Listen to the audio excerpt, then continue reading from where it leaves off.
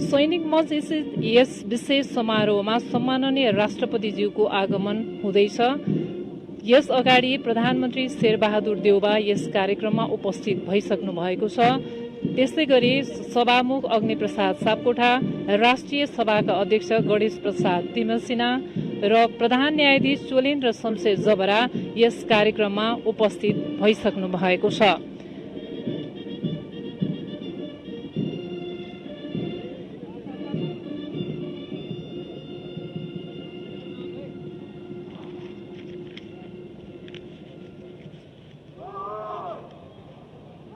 यो नेपालको 7औं संविधान हो। नेपालमा संवैधानिक इतिहास अर्थात् संविधान निर्माणको इतिहास 2004 सालबाट सुरु भएको हो।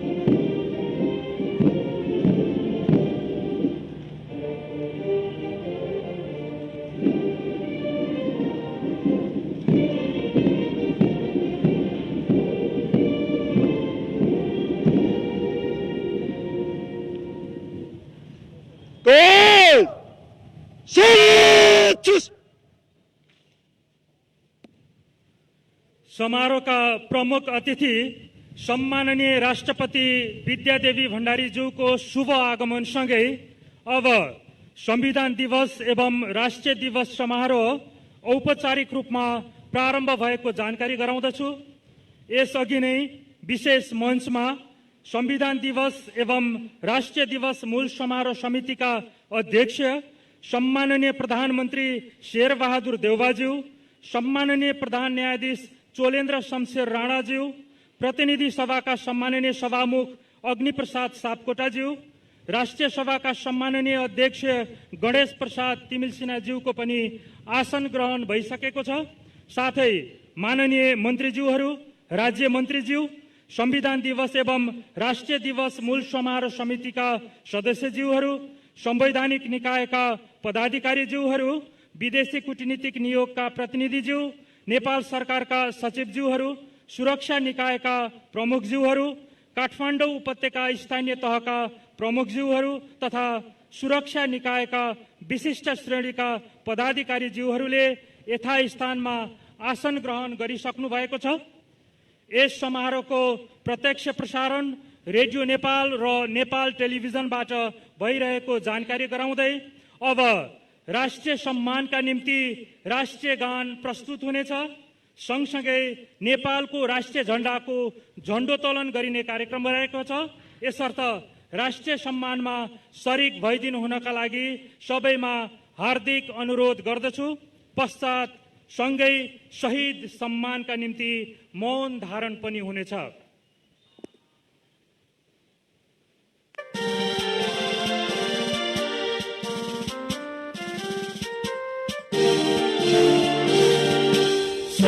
ढुङ्गा फुलका हामी एउटै माला नेपाली, सार्वभौम भई फैलिएका मेची महाकाली। सयौं ढुङ्गा फुलका हामी एउटै माला नेपाली, सार्वभौम भई फैलिएका मेची महाकाली। प्रकृतिका कोटि कोटि सम्पदाको आचला, वीरहरूका राजधानी स्वतन्त्र शान्ति भूमि तराई पहाड हिमाल, अखण्ड यो प्यारो हाम्रो मातृभूमि नेपाल। बहु जाति भाषा धर्म संस्कृति छ विशाल, अग्रगामी राष्ट्र हाम्रो जय जय नेपाल। अब ज्ञात अज्ञात शहीदहरूप्रति उच्च सम्मान सहित श्रद्धाञ्जली अर्पण गर्दै अमर आत्माहरूको चिर शान्तिका लागि 1 मिनेट मौन धारणका निम्ति हार्दिक अनुरोध गर्दछु। सुरु।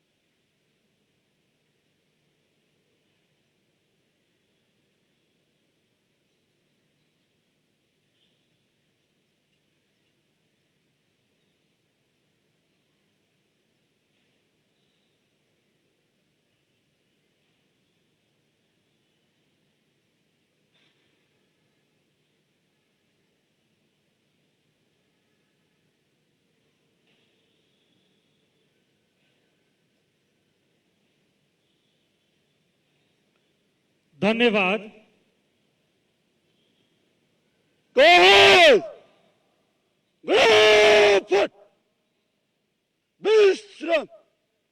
अब नेपाली सेनाको 2वटा हेलिकप्टरहरूबाट संविधान दिवस तथा राष्ट्रिय दिवस 2078 अंकित ब्यानर प्रदर्शन र पुष्पवृष्टि गर्ने कार्यक्रम रहेको छ। श्री सैनिक हवाई महानिर्देशनालयका 2वटा हेलिकप्टरहरू मैदानको पूर्वी दिशाबाट बिस्तारै अगाडि बढ्दैछन्।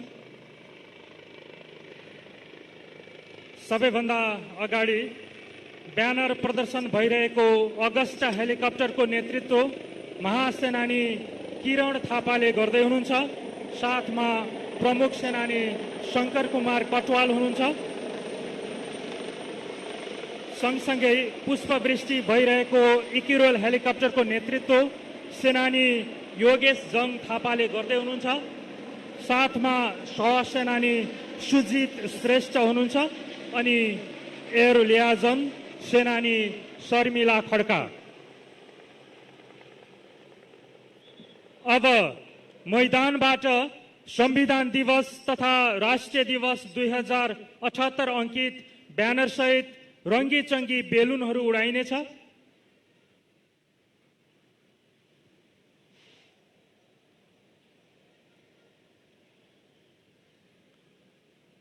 अब मुलुकमा शान्तिको कामना गर्दै नेपाली सेनाका जवानहरूद्वारा शान्तिका प्रतीक परेवाहरू उडाउने कार्यक्रम रहेको छ।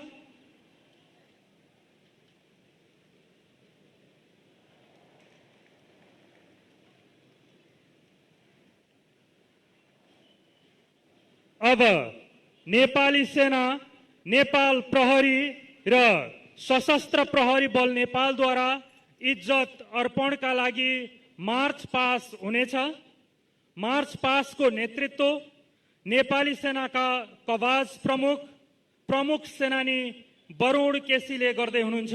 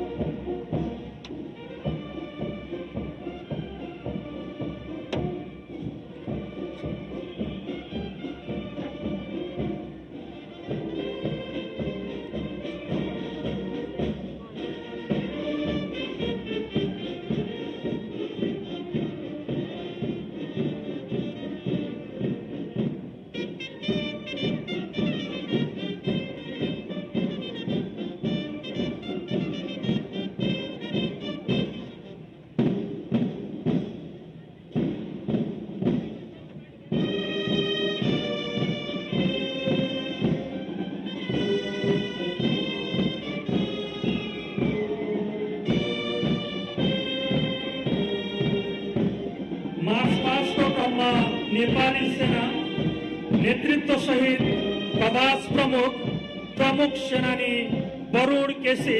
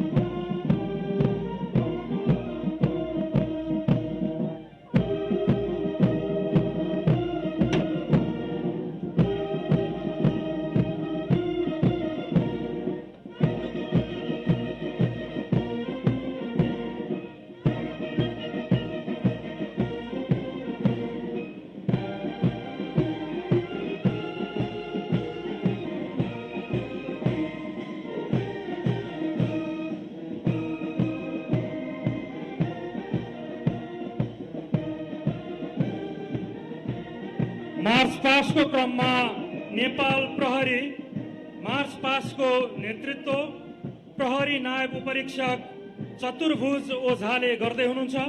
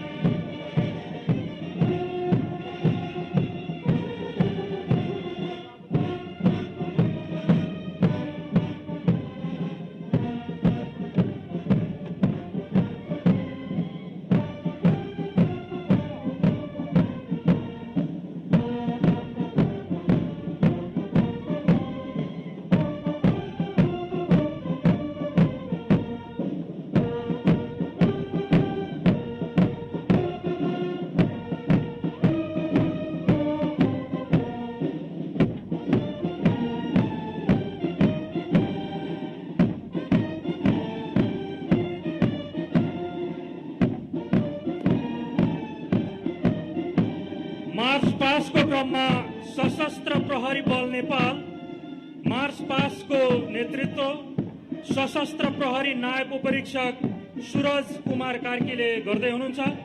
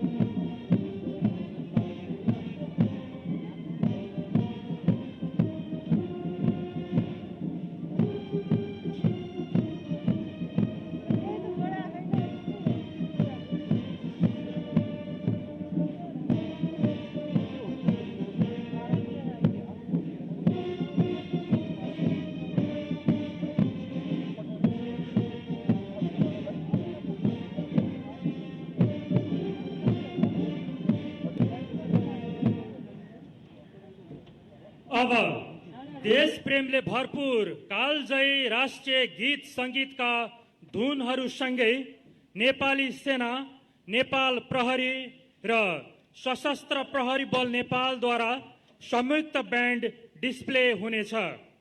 नुहुन दिँदैनौ हे माता, बनेको छ पहराले यो छाती मेरो। पहाडमा जाडो बढे तराईले सेक्नु पर्छ। यो नेपाली शिर उचाली संसारमा लम्किन्छ। यी कालजयी राष्ट्रिय गीतहरूको ब्यान्ड धुन सहित संयुक्त ब्यान्ड डिस्प्लेको नेतृत्व गर्दै हुनुहुन्छ महासेनानी अमूल कार्की ढलीले।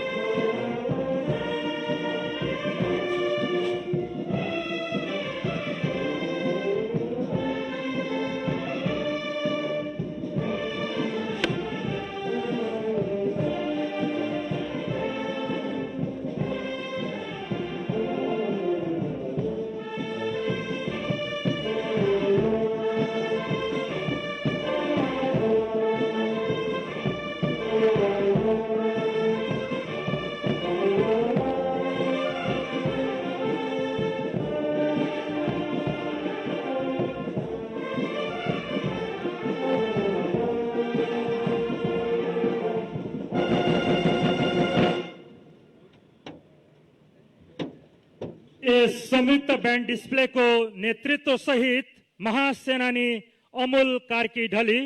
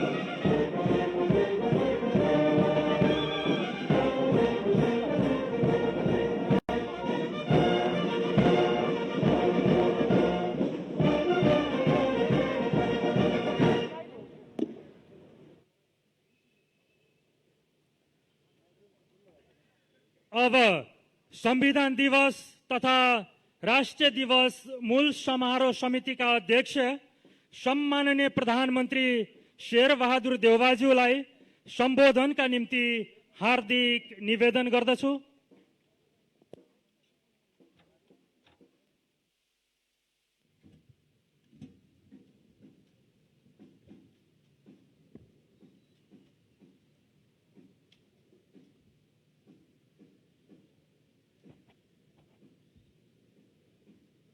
सम्माननीय राष्ट्रपतिज्यू, सम्माननीय प्रधान न्यायाधीशज्यू,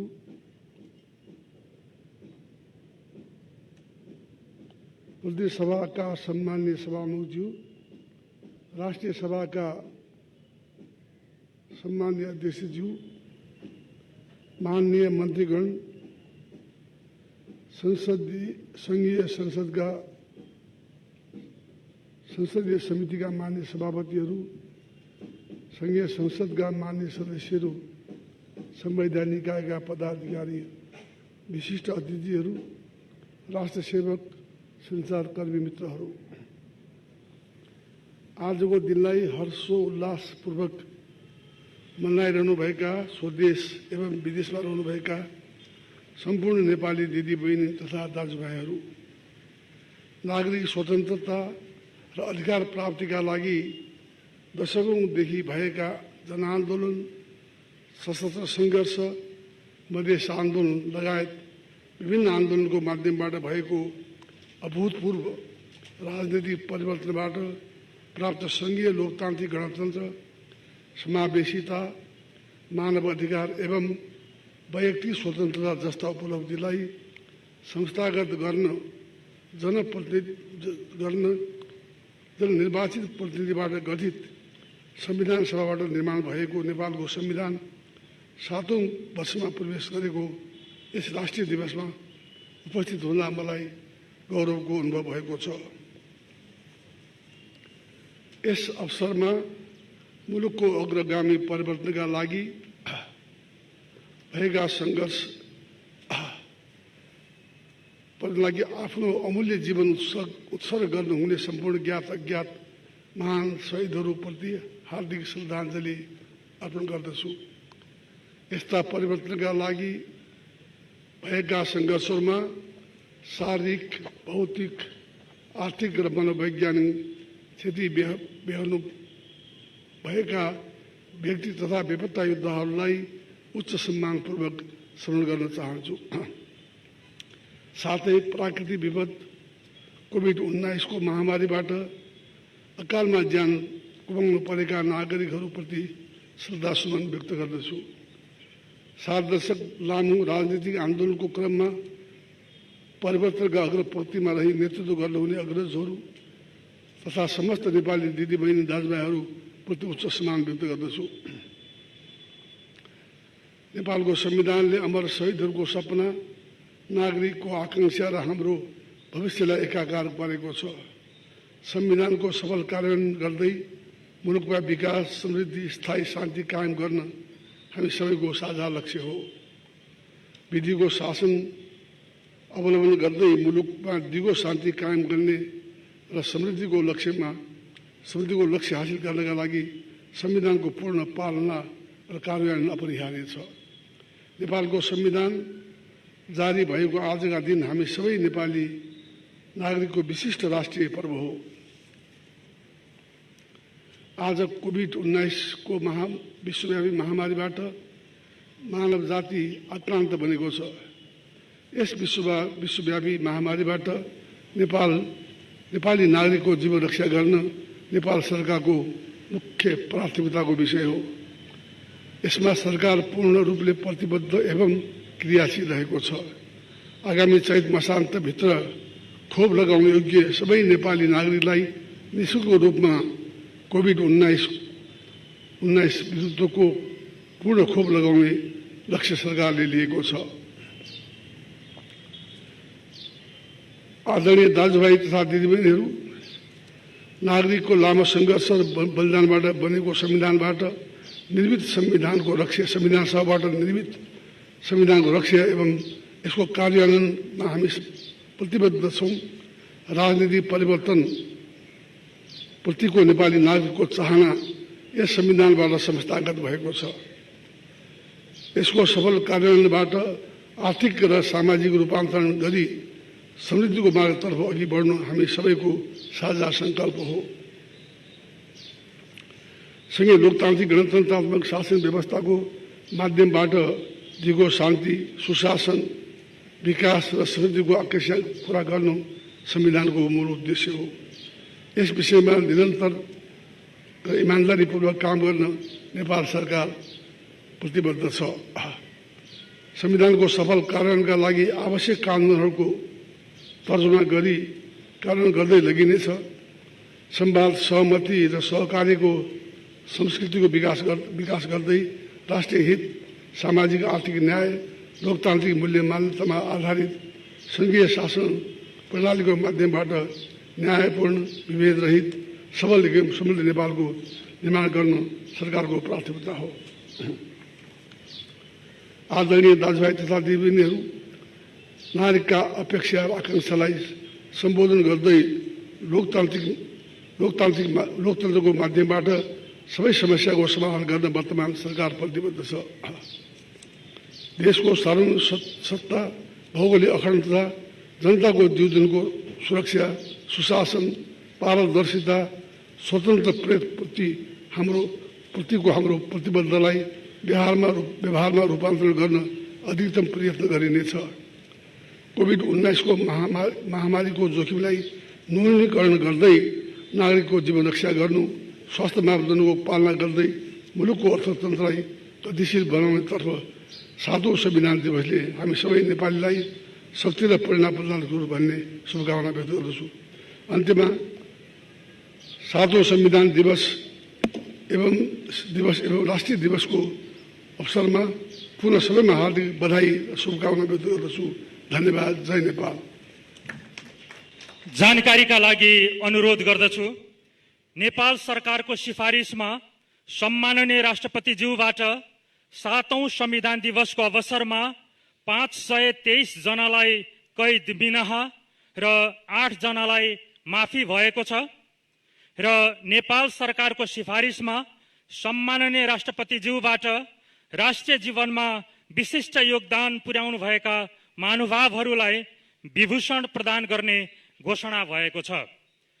संविधान दिवस तथा राष्ट्रिय दिवस मूल समारोह समितिका अध्यक्ष सम्माननीय प्रधानमन्त्री शेरबहादुर देउवाजीको सम्बोधनसँगै अब संविधान दिवस तथा राष्ट्रिय दिवस मूल समारोहको औपचारिक कार्यक्रम यही विसर्जन भएको अनुरोध गर्दछु र यस समारोहको उद्घोषण भूमिकाबाट म नवीन दाहाल बिदा हुन्छु।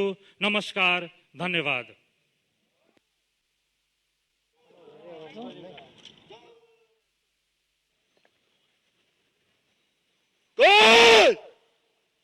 राष्ट्रपति सलामी अर्पण।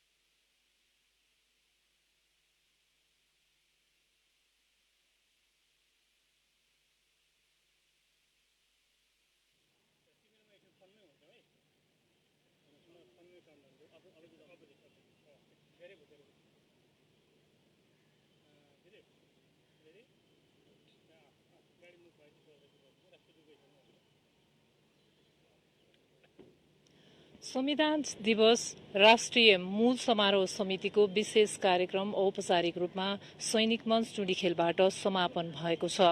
आज संविधान जारी भएको विशेष अवसरमा यो कार्यक्रमको आयोजना गरिएको हो।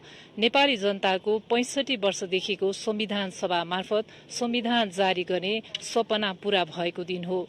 आजको दिन यस अर्थमा पनि विशेष छ कि दुईवटा संविधान सभा मार्फत नेपाली जनताका प्रतिनिधिले लेखेर जारी गरिएको संविधानले पूर्णता पाएको दिन हो, अर्थात संविधान जारी भएको दिन हो।